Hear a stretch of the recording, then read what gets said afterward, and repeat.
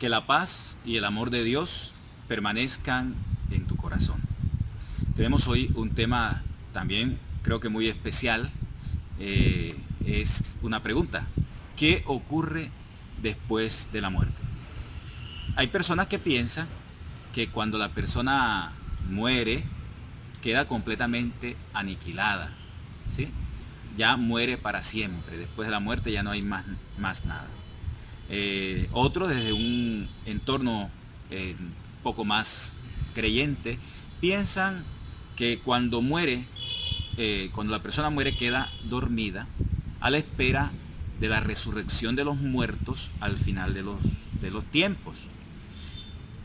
Y esto nos lleva a preguntarle a la Sagrada Escritura, ¿qué dice la palabra de Dios sobre qué ocurre después de la muerte?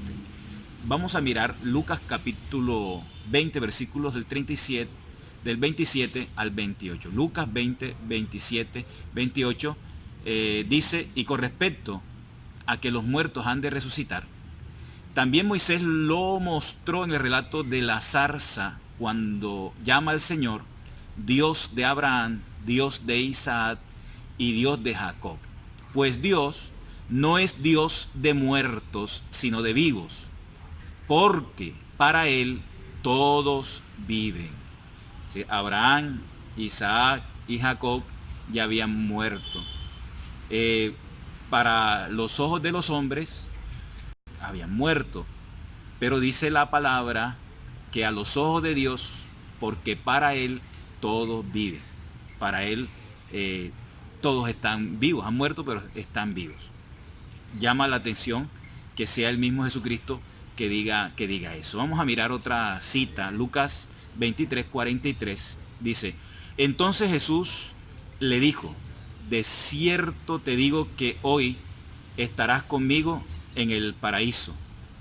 ¿A quién le dijo eso el Señor? Al llamado buen ladrón, que le pidió al Señor que se acordara de él cuando estuviera en su reino. Y el Señor le respondió, hoy estarás conmigo en el paraíso, porque en el último momento esta persona pues tuvo una visión de fe. Hoy, o sea, esa persona murió, lo enterraron y entonces estaba con el Señor en el paraíso. ¿De qué forma? No hay otra que es de la forma espiritual en su alma. Miremos otra cita, Génesis capítulo 35, versículo 18 dice, y aconteció que al salírsele el alma, estamos hablando de Raquel, pues murió, llamó su nombre Benoní, mas su padre lo llamó Benjamín. Estamos hablando de Raquel, la esposa de Jacob.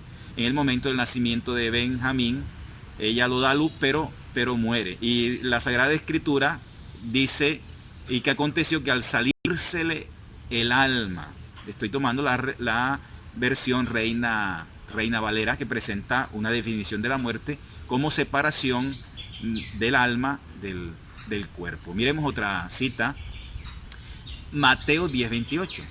Dice, y no temáis a los que matan el cuerpo, pero no pueden matar el alma.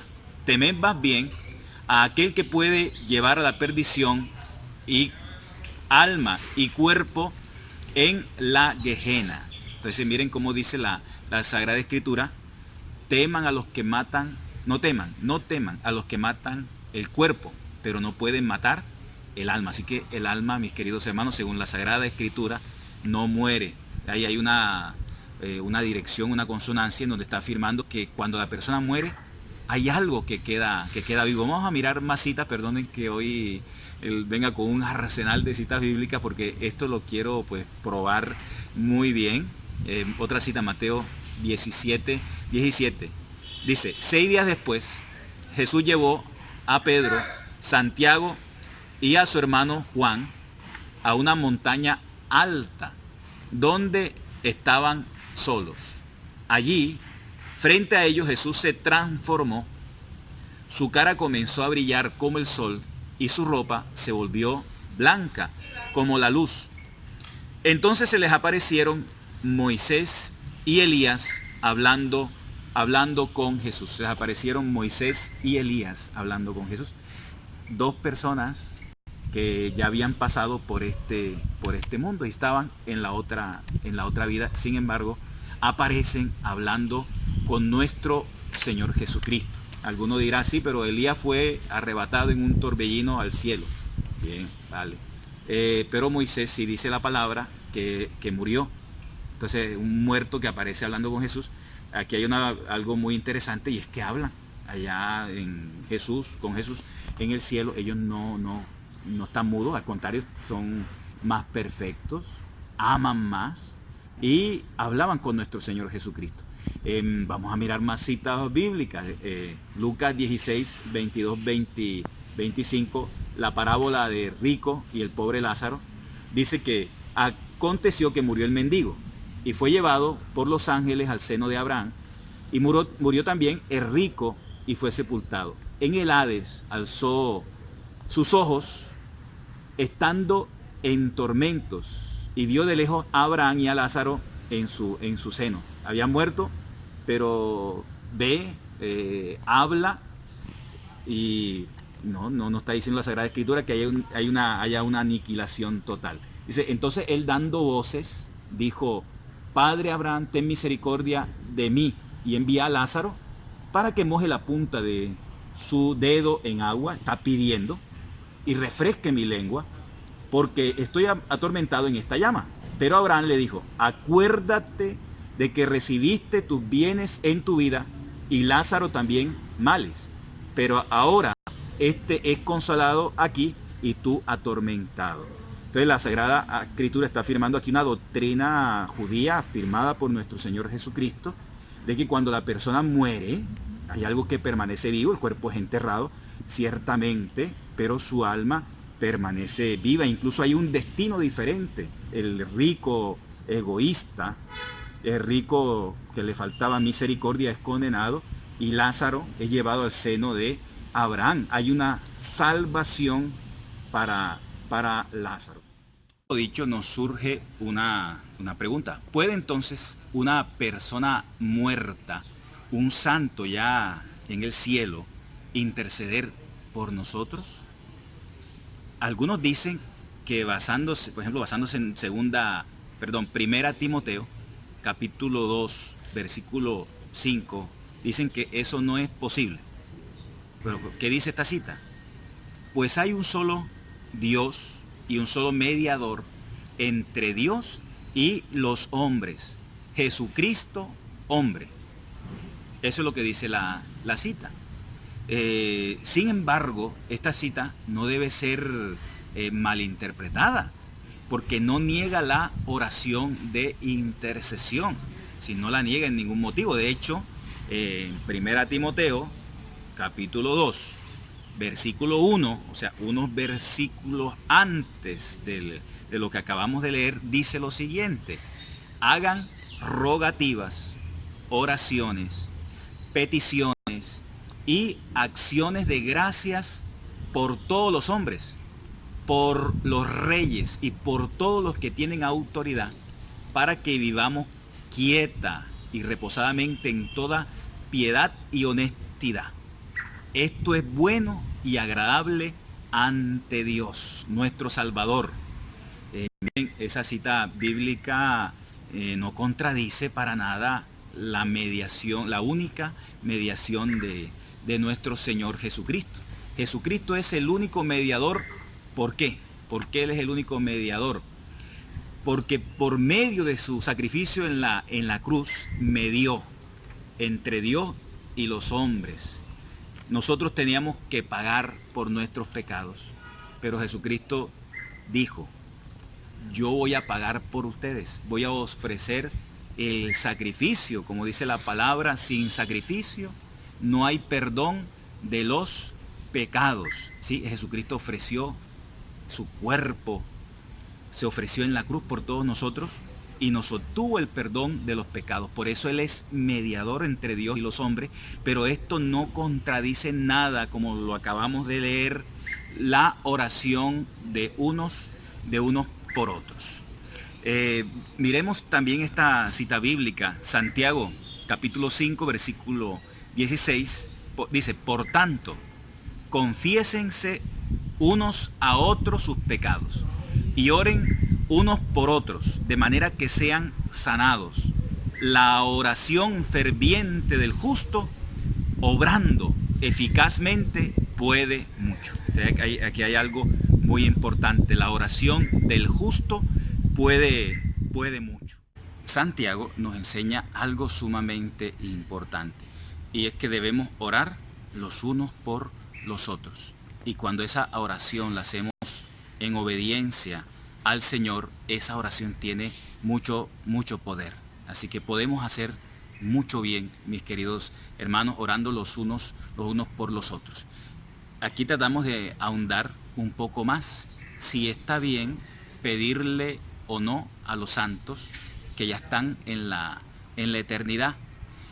Nos dice Daniel 3:35, no retires de nosotros tu misericordia, hazlo por Abraham tu amigo, por Isaac tu siervo, y por Israel consagrado a ti. Ya eran 3 personas muertas: Abraham, Isaac e Israel o Jacob. Y el israelita pide por intercesión de ellos, o sea, por los méritos de ellos. Entonces había conciencia de pedirle al Señor que tuviera en cuenta a estos grandes personajes de la historia de la salvación.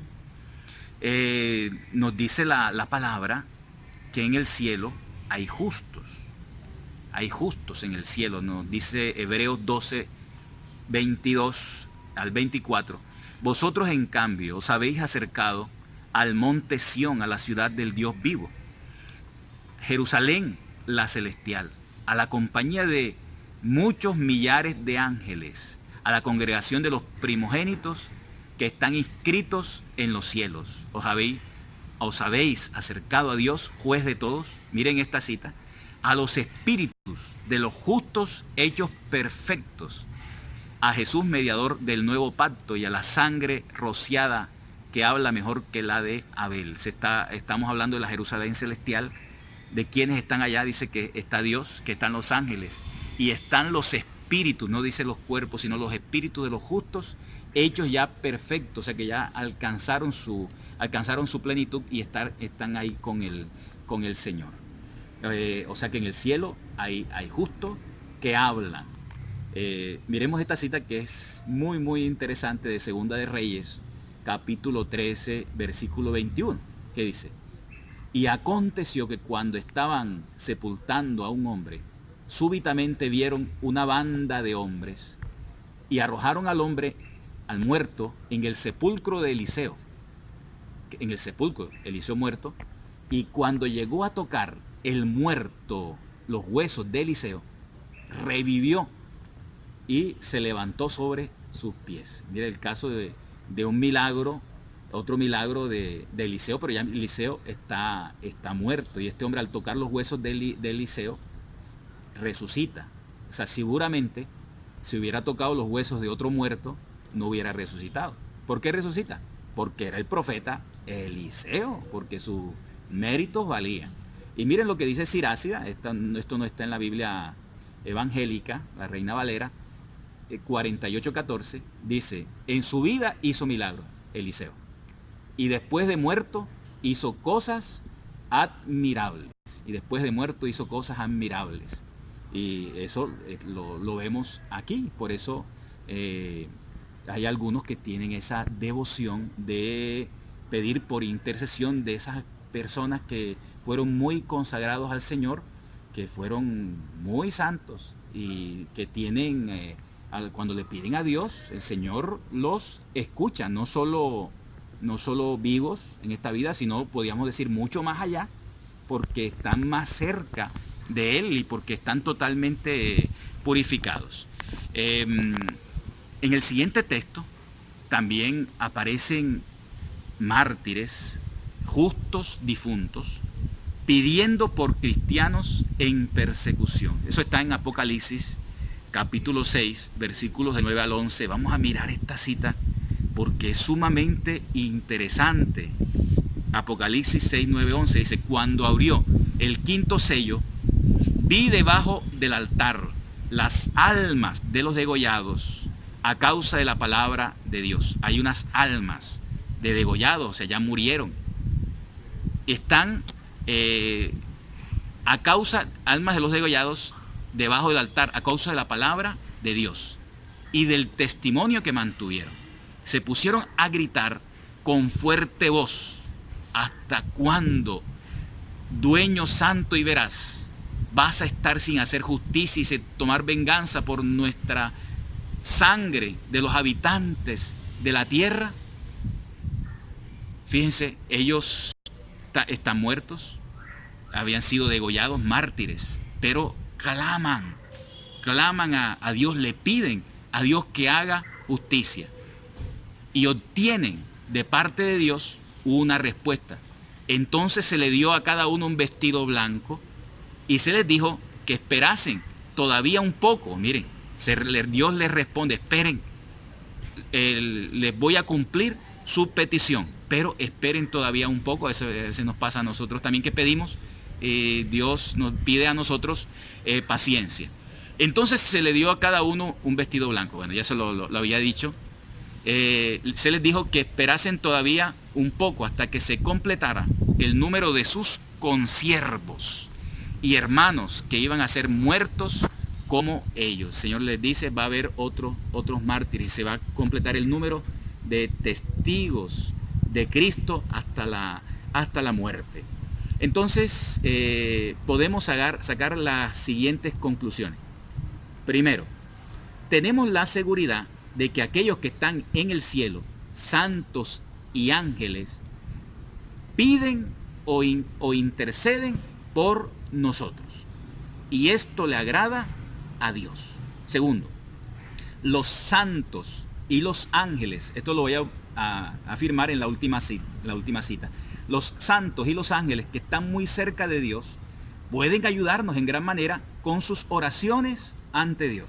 Tercero, el católico instruido sabe poner a Dios y a los santos en su puesto. Dios es el único digno de adoración. Los santos y ángeles son dignos de veneración. Nos dieron ejemplo de seguimiento fiel a Cristo, y como están cerca de Dios nos aman, piden por nosotros. Cuarto, la oración fervorosa del justo tiene mucho poder. Y esta es la última cita en donde la palabra de Dios dice que los ángeles presentan a Dios nuestras oraciones. Está en Apocalipsis capítulo 8 versículo 4, dice: y la nube de perfumes con las oraciones de los santos se elevó de las manos del ángel. ¿De las manos de quién? Del ángel, hasta la presencia de Dios. Los ángeles presentan nuestras oraciones a Dios. Entonces, querido hermano, eso que haces de pedir la intercesión de los santos, de aquellos que fueron muy consagrados al Señor, que cumplieron su voluntad, tanto los que están en la tierra como los que están ya con el Señor, como dijo San Pablo.